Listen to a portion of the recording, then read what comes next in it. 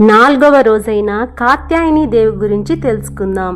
కాత్యాయని దేవి మహిషాసుర మర్దిని అని ఎందుకు అంటారో తెలుసా? పూర్వం కాత్యాయనుడు అనే ఒక గొప్ప మహర్షి ఉండేవాడు.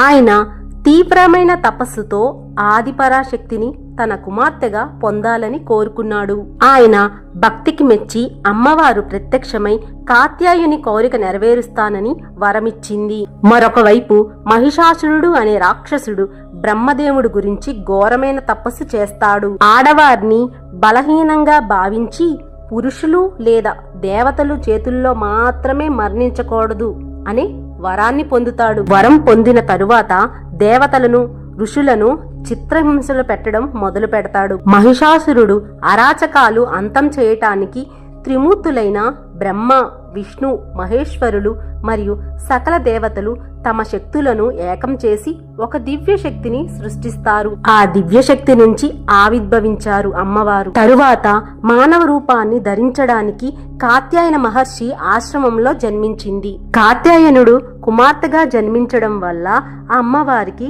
కాత్యాయని అని పేరు వచ్చింది. ఈ అవతారంలోని మహిషాసురుణ్ణి వధించడం వల్ల ఆ అమ్మవారికి మహిషాసురమర్దిని అని పేరు కూడా వచ్చింది. ఈ వీడియో గాని నచ్చితే చిన్న లైక్ చేయండి.